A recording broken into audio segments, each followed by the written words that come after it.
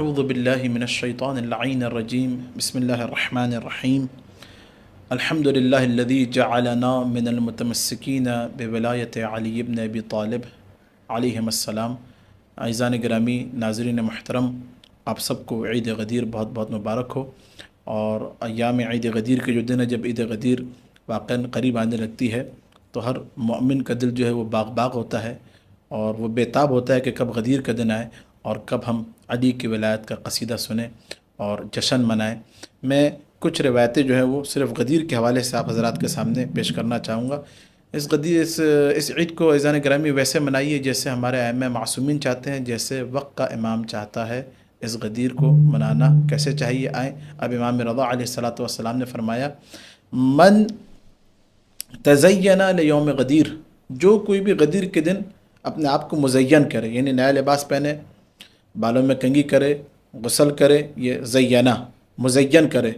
اگر داڑھی جو ہے نا وہ اس کی جو ہے وہ مثلاً صحیح نہیں ہے تو داڑھی بنائے، اپنے آپ کو بالکل تیار کرے، جس طرح دلہا تیار ہوتا ہے ویسے غدیر کے لیے انسان اپنے آپ کو تیار کرے۔ تو امام رضا علیہ السلام فرما رہے ہیں، جو کوئی ایسا کرے تو غفر اللہ لہ کل خطیئۃ، خدا اس کے ہر گناہ کو معاف کر دے گا، عاملہا صغیرۃ او کبیرۃ، چاہے وہ گناہ کبیرہ اس نے انجام دیا ہو، چاہے صغیرہ انجام دیا ہو، خدا اس کو اس عمل کے صدقے میں، یعنی غدیر کی خوشی میں، دیکھیے کیا واقعاً ربط ہے اور عجیب جملے ہیں امام رضا علیہ السلام کے۔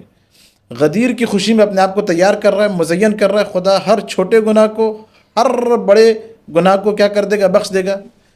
امام کا کلام مکمل نہیں، اور بلکہ آگے مزید امام رضا علیہ السلام فرما رہے ہیں، بلکہ خدا آنے والے غدیر تک سارا سال اس کے نامہ اعمال میں نیکیاں لکھتا رہے گا، نامہ اعمال میں نیکیاں لکھتا رہے گا۔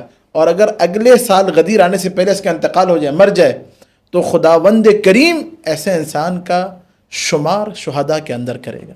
ایک چھوٹا سا عمل ہے غدیر کے دن کہ انسان نیا لباس پہنے، اپنے آپ کو تیار کرے، پرفیوم لگائے، خوشبو لگائے، بالکل مزین کرے، تو یہ سارا کا سارا ثواب اس کے نام اعمال میں لکھ دیا جائے گا۔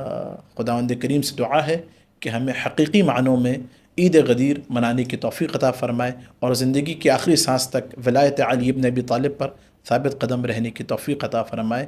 وصلی اللہ علی سیدنا محمد وعطرتہ الطیبین الطاہرین۔